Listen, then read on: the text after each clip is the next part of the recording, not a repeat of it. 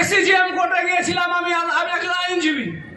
ACGM কোর্টে গিয়েছি, আমার কুচবিহারের সাংসদ রাষ্ট্র স্বরাষ্ট্র দপ্তরের প্রতিমন্ত্রী বেঞ্চে বসে আছেন। আমি আবার বললাম, কি রে ডিজে বিট্টু? ডিজে বিট্টু কেন? এ ডিজে বাজাতো, এই দেখেন না ডিজে বাজায় পিকনিক হলে পাড়ায় পাড়ায়, এর নাম ডিজে বিট্টু। এ আবার হয়ে গেল নিশীথ প্রামাণিক মন্ত্রী, মুখ্যমন্ত্রী বলছেন এটা গণতন্ত্রের সব থেকে লজ্জা। ডিজে বিট্টুকে বলা, তুমি এসিজিএম কোর্টে কেন? ওই যারা পুরনো মামলা আছে। কি পুরনো মামলা? রাজনীতির মামলা? বলছে না, 2009 সালের মামলা। 2009 সালের মামলা তো সে সময় তো মুখ্যমন্ত্রী মমতা বন্দ্যোপাধ্যায় ছিল না যে তোমার নামে মিথ্যে মামলা করেছে। বলছে বুদ্ধ ভট্টাচার্য মুখ্যমন্ত্রী ছিল, বামফ্রন্ট সরকার। কি করেছিল? মারপিট, ঝগড়াঝাটি, খুনসুটি করেছে। বলছে না, এখানকার এক সোনার দোকানের ডাকাতির মামলার আমি আসামি হয়েছি। বলছে কজন আসামি? অনেক সময় হয় 10 জন 5 জন আসামি থাকে, একজন একটু কম দোষ করেও ফেসে যায়। বলছেন না, এই গোটা মামলায় আমি একাই আসামি, আমি একাই আসামি। আলিপুর দুয়ারের সোনার দোকানের ডাকাত, কুচবিহারের এমপি। এই হচ্ছে আমাদের কলঙ্ক। আর এই সই কলঙ্কটাকে যখন দল থেকে আমরা ঝেড়ে ফেললাম, আর ওই হারিয়ে যাওয়া খুচরো পয়সাটাকে মাথায় তুলে প্রণাম করে নিয়ে কয়েক কোটি টাকার বিনিময়ে তাকে নমিনেশন দেওয়া হবে। গতবারে ভোটের পোলারাইজেশন, এবারের ভোটে পোলারাইজেশন নাই। গতবারে ভোটে এরা তৈরি করে দিয়েছিল হিন্দু মুসলিম বাতাবরণ, এবারের পরিবেশে আর তা পাচ্ছি না। পাচ্ছেন না বোনেরা? কোথাও ধর্মীয় সুশ্রী আর দেখা যায়? গ্রামেগঞ্জে মানুষের মধ্যে আর এই বিশ্বাসকে আনতে দেওয়া যাচ্ছে না। মানুষ বলছে ওসব অনেক হয়েছে তোমাদের ধাপ্পাবাজি কথা, আর এই ধাপ্পাতে আমরা কান দেব না। এবারে ভোট দেব, একটা সংকল্প করে নিতে হবে। কিসের জন্য ভোট দিচ্ছি? সংকল্প স্থির করুন। আমার পরিবারের ছেলের ভবিষ্যৎ কি হবে, তার জন্য ভোট দিতে হবে। বাড়ির ছেলেকে পড়াশোনা করাচ্ছেন, পয়সা একটু থাকলে কাঁধে ব্যাগ দিয়ে তাকে কিন্ডারগার্টেন স্কুলে ইংলিশ মিডিয়ামে পাঠাচ্ছেন। সেই ছেলেটা বড় হয়ে কি হবে? এমবিএ করেও তো একটা কর্পোরেট সংস্থার একটা ছোট চাকরি, তার মাথার উপরে টার্গেটের বোঝা। কেন্দ্রীয় সরকার তার কি দায় দায়িত্ব? কেন্দ্রীয় সরকার তার দায় দায়িত্ব কতটা পালন করছে? আপনার জন্য, আপনার পরিবারের বেকার যুবকদের জন্য কি পরিকাঠামো তৈরি করা হলো? মিথ্যে বাচ্চা কালকে বলে গেছে কুচবিহারের 2 কোটি মানুষের মহিলাদের কর্মসংস্থান করে দেবে। কুচবিহারের 2 কোটি লোক, আমাদের 24 লক্ষ ভোটার, আমাদের 24 লক্ষ ভোটার, আর কুচবিহারের 2 কোটি মহিলার জন্য উনি উন্নয়ন করবেন। তাহলে এই জুমলাবাজ, এই মিথ্যাবাজের কথা আর মানুষ বিশ্বাস করে না।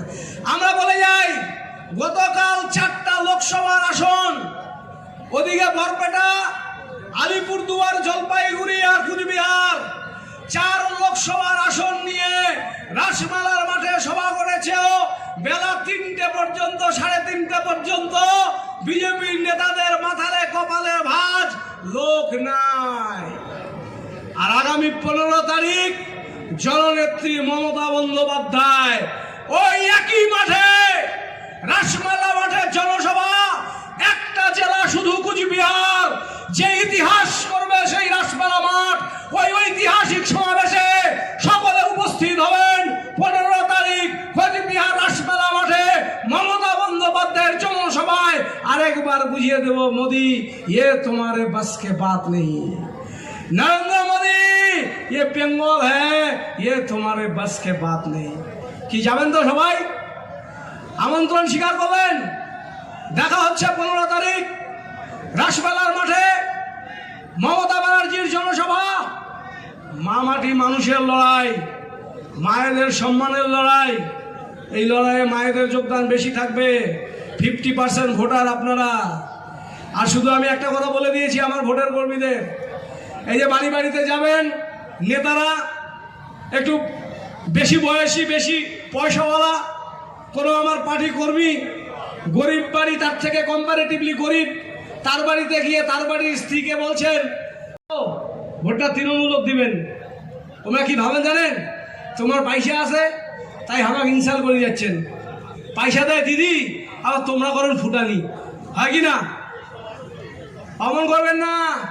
আমার দিদিগুলা যাবে বাড়ি বাড়ি, দিদিগুলা যা কবেন, আগত তো কিছুই ছিল না রে, তোরো না মরো না, ট্যাগ ফাঁকা, বাচ্চাটা যদি আইসক্রিম চায় তো ভিতর বাড়ি আসিয়া বুড়াক্ষণ কিছু আছে দেখলে চ্যাংড়ার পকেটও হাত দেন। আবার বৌমা আবার কয় পাশের ঘর থেকে ওটা কি করার মা, হয় এমনি আছো তোরে নাতি আইসক্রিম খাওয়াবার জন্য নাতে আছো ওটা খাও না। এরা আমার মায়েরা বোনেরা আর ওই বুড়ার পকেটও খোঁজে না, ছাওয়াটা খয় না যে আইসক্রিমটা খোয়া চানাটা অষ্টমী সালে ধরে যাবেন। এলা আমার মা একাই তার নাতিক ধরে যায়, তুই কি করবো কর, মোর করার আছে মেলা। এলা যদি নাতি কয় ওই ছাওয়া কয় নাতি তাক দুর্গা পূজাত কি দেবো মা, তুই কি দেবো দে, বাকি মুই পয়সা ভরি ভাল করে দিব। এই যে একটা আমার মায়েদের এত বড় একটা শক্তি, এই যে আমার মায়েদের এত বড় একটা তাগত, এই যে আমার মায়েদের এত বড় একটা লড়াইয়ের জায়গা, সেটা কে দিয়েছে? কে দিয়েছে আপনাকে এই লড়াই?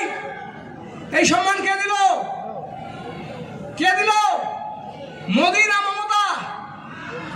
মোদি দিল না মমতা? মমতা। আর সামনে করোনা গেল না, করোনা আমরা ওই যে মুখতা বাপের শাড়ির আসল দিয়ে যাই, আসলত বল করোনা যায় না, তাও খুব আসল যায় হয় না। আর ওই করোনার সময় বিজেপির এমপি গুলা এমএলএ গুলা কি করছে জানেন? বাড়ির ভেন্টিলেটর তো ওই প্লাস্টিক গুঁজে দিছে, ভেন্টিলেটর ফোটা দিয়ে যাতে না আসে। আর সারা বাংলায় একটা বিজেপির নেতার করোনা হয় নাই। আর আমার মঞ্চ বসে আছে রবীন্দ্রনাথ ঘোষ, তাই বল যায় ভাব করোনা।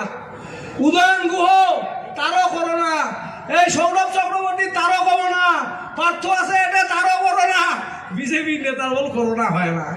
আমার দিদির করোনা হয়েছে, মমতা দি রাস্তায় নামি সবার কাজ করছে। তাই যদি ভিতরে ঈশ্বর থাকে সব হবে, ভিতরের ঈশ্বরটা জাগা লাগবে, ভিতরের